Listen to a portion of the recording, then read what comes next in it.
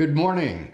As we continue to bring our Defenders lessons to you from my home office, I'm glad that you could join us today. Last time, I explained that Protestants and Catholics agree on the necessity of God's prevenient grace in the process of salvation, and I think quite rightly so.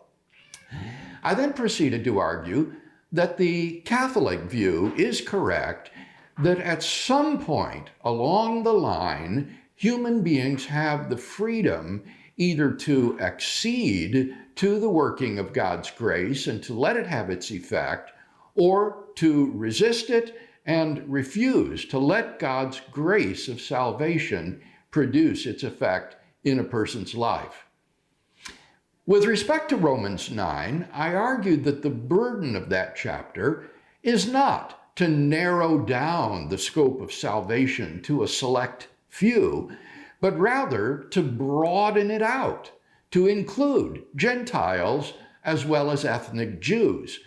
God is sovereign and has mercy upon whomever he wills. And who is it that God has chosen to have mercy on? Those who have faith in Christ Jesus.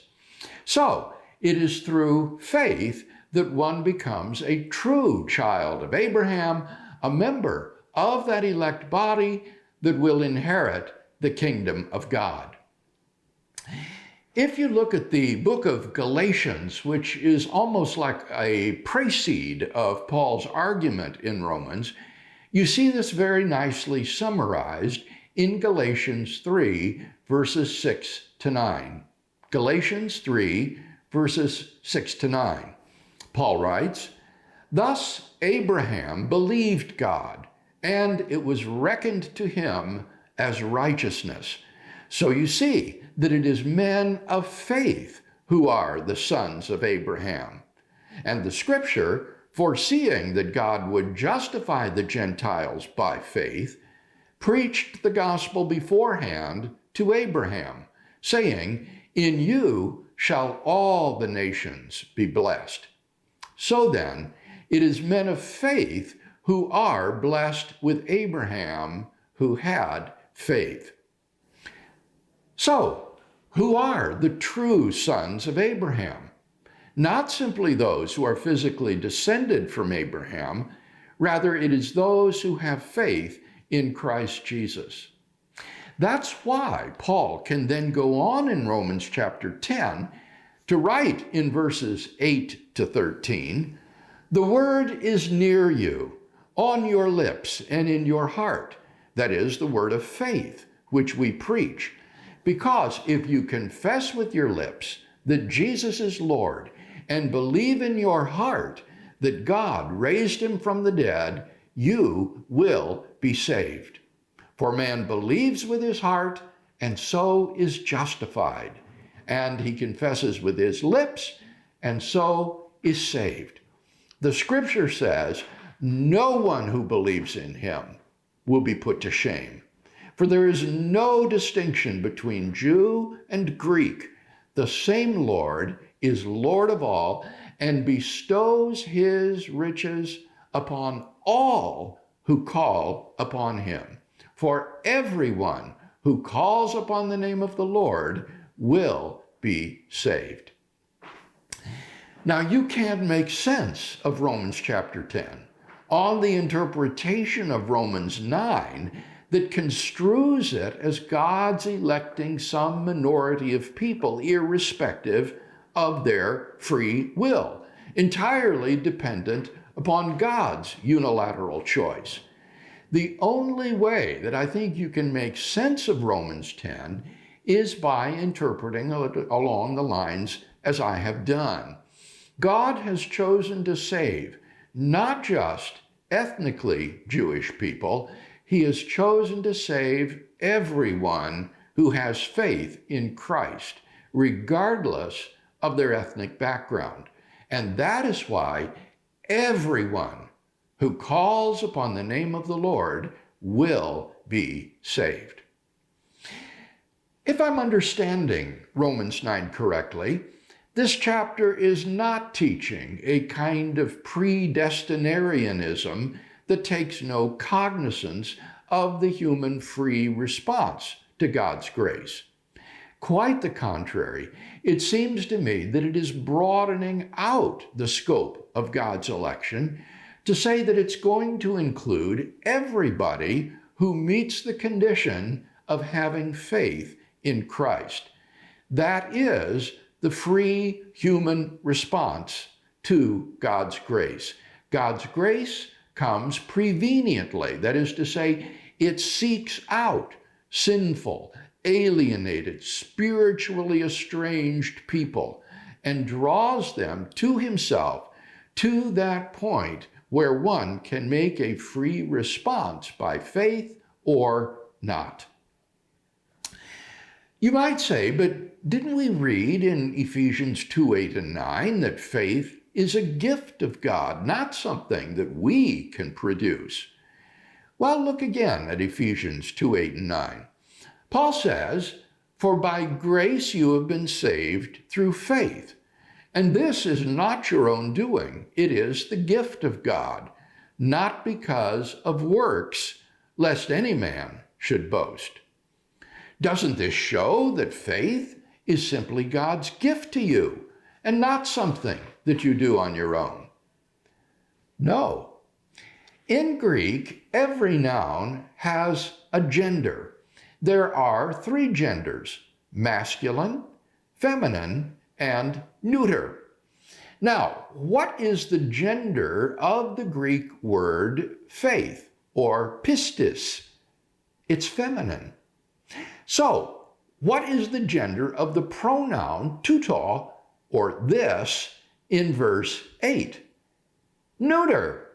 So the antecedent of this is not the word faith. You would have to have a feminine pronoun in order for that to refer to faith. Rather, what the word this refers to is the whole antecedent clause, namely, salvation by grace through faith. That is not your own doing. That is the gift of God. This is the way that God has chosen to set it up. He is going to save by grace through faith everyone who places his faith in Christ. I want to say something here about the way that our Reformed brethren treat the idea of faith. For many of them, if I exercise faith in Christ, if I respond to God's grace through faith, that is somehow my meriting or winning salvation. It's something that I do. I have faith. And so I have done some meritorious work, which is excluded by Paul because salvation is by grace, not by meritorious works. But in so saying, I think that they have completely misunderstood Paul. When you read Paul, he always opposes faith to works. For Paul, faith is the antithesis of works. He does not think that placing your faith in Christ is a work, much less a meritorious work. Paul always contrasts faith and works. So, in receiving Christ by faith, by acceding to God's grace, you are not doing anything meritorious to save yourself. You are simply yielding, as it were, to the grace of God and allowing it to do its justifying work in your life. This is not in any sense a meritorious work. So I want to agree with the Roman Catholic view that there is prevenient grace of God that seeks out sinners and that we have the freedom to respond to that. So I would substitute for the second step in the process of salvation the free response of the creaturely will to the grace of God. It is simply acceding to the grace of God in your life rather than resisting it, not a meritorious work that you perform, but simply a grateful and humble reception of God's grace. So it would follow from this that God's grace is not irresistible. It can be resisted. Those who resist it separate themselves from God and so have no one to blame but themselves for their fate. Those who do not resist do not do anything to merit God's grace. They just allow it to do its work in their lives. So there is no credit that accrues to you for responding to God's grace. It is not a meritorious work that you do. Faith is, in fact, the antithesis of works. I've argued that God has sovereignly chosen to elect and save all of those who have faith in Christ Jesus. The result of receiving God's grace is justification. So, we may agree with Catholics on the third step, God's bestowal of justifying grace. Now, Protestants and Catholics have important differences in how they understand justifying grace, but we'll delay our discussion of that question until we come to our next locus, the doctrine of salvation. At this point, we can say at least that Catholics and Protestants agree that crucial to salvation is justification by grace through faith. But then we come to the fourth and fifth steps, that by God's grace, we are enabled to perform good works which merit salvation. Now, certainly God gives us the ability to do good works. Ephesians 2:10 says, "For we are his workmanship, created in Christ Jesus for good works, which God prepared beforehand that we should walk in them." But to think that our good works then merit salvation seems to me utterly unacceptable. As Paul says in Ephesians 2:9, this is not your own doing, it is the gift of God, not because of works, lest any man should boast. Salvation is entirely of God's grace.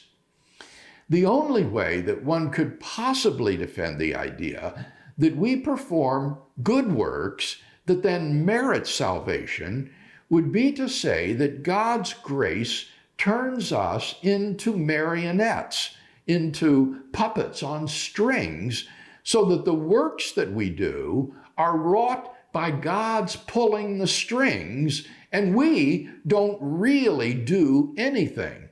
But then that view excludes human freedom. The whole point of this analysis was to include human freedom along with God's grace in the process of salvation.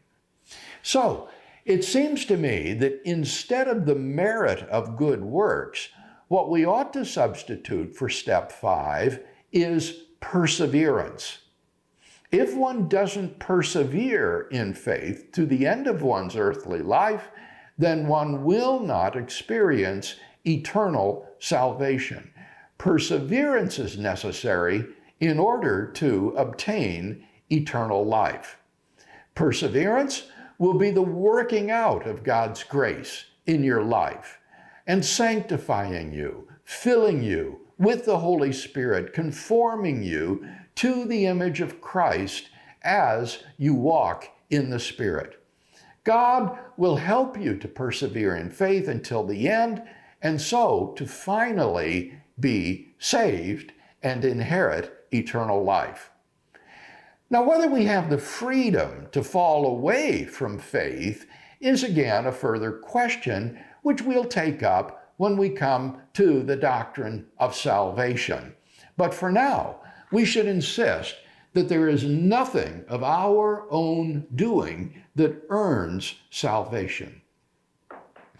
So, by way of summary, here's how I would analyze the 5 steps in the process of salvation. Number 1, God's prevenient grace. Number two, the human free response to God's prevenient grace. Number three, justification by God. Number four, God enables us to perform good works. And number five, perseverance in God's grace until death. There is no work that we perform that merits eternal life, but there is in the process of salvation an element of human freedom that makes us more than passive puppets in God's hands. Well, that brings us to the conclusion of the doctrine of man. Next time, we'll move on to our next locus and begin to talk about the doctrine of salvation. Until then, may God richly bless you as you walk with him and serve him in his kingdom.